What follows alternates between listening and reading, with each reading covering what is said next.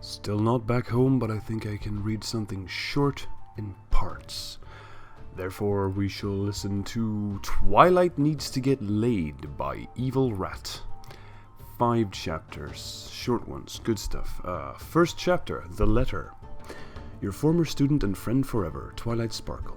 Okay, Spike, send it to Princess Celestia, Twilight said as she completed her dictation of her latest letter on friendship to her former mentor. She felt proud that even after completing her studies, she still sent letters when she learned new lessons on the magic of friendship. Spike, on the other hoof, seemed more annoyed than she was than anything. As his annoyance built, he came closer and closer to telling her exactly what he thought.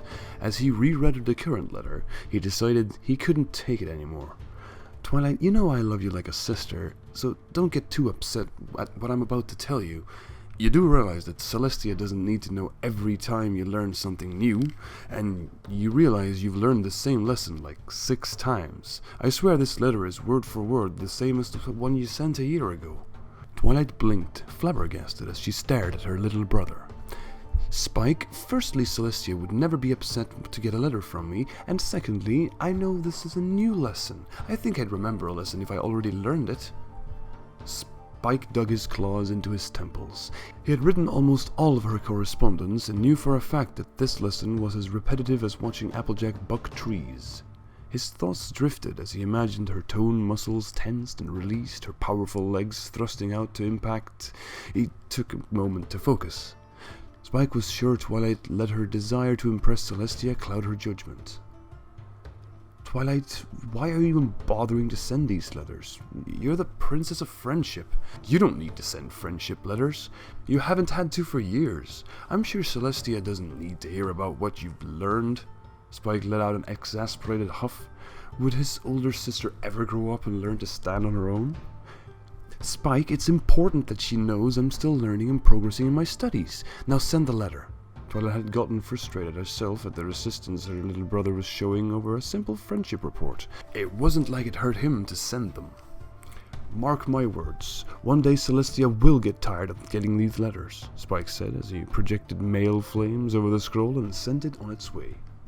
As she presided over her day court, Celestia sighed a bit.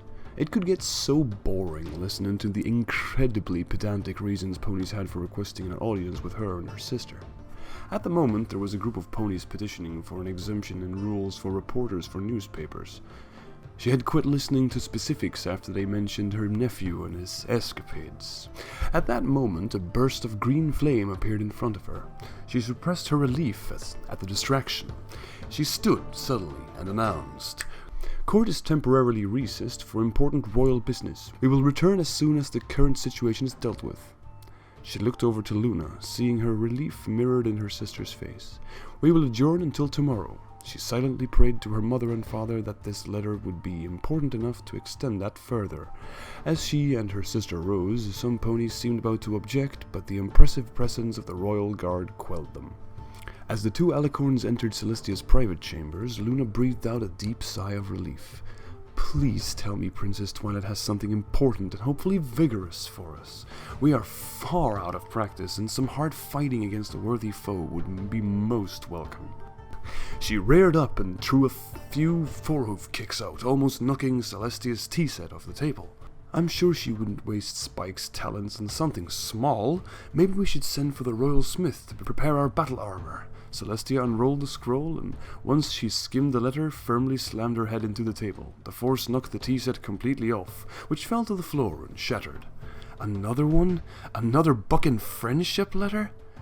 She knew Twilight had mother issues aimed at her, but seriously, as Luna looked on concerned, she moaned out in pain. "It's another friendship letter." "Another one?" Luna asked. She had seen the exasperation her sister has had over the continued letters, most with repeats of lessons learned already.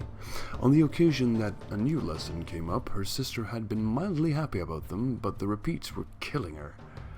Why did Twilight keep sending them? She was the Princess of Friendship. She had no reason to send these letters anymore. I wish I could just send some kind of letter to her to convince to stop sending these letters. Celestia's horn lit up without her conscious guide. I mean, seriously, just a letter telling her she needs to get laid. That would calm her down. As she spoke, her magic picked up a quill and parchment, beginning to write.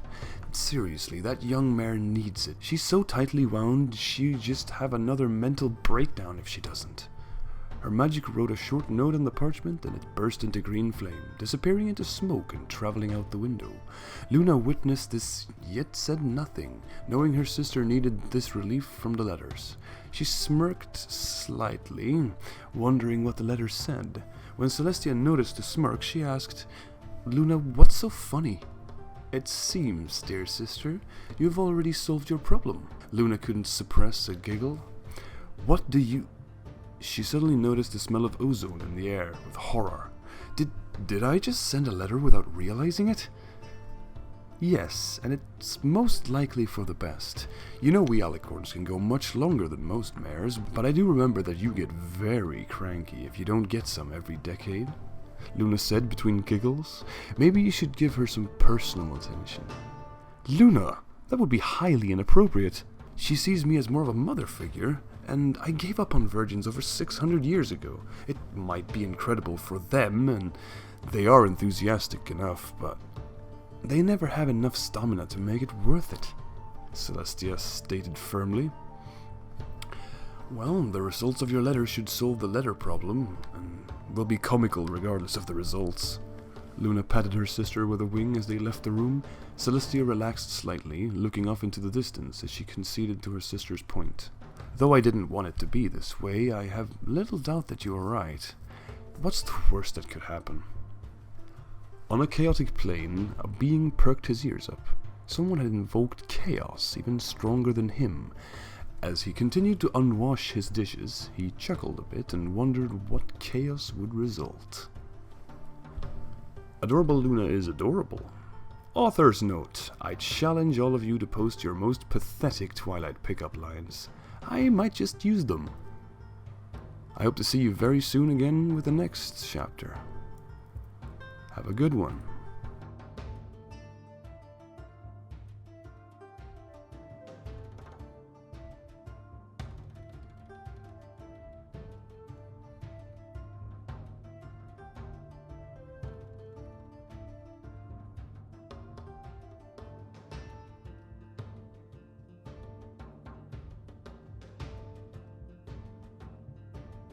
Twilight blinked, flabbergasted as she stared at her little brother. Twilight blinked, flabbergasted as she stared at her little... Twilight blinked, flabbergasted as she stared at her little... I can't say it. Twilight blinked, flabbergasted as she stared at her little brother.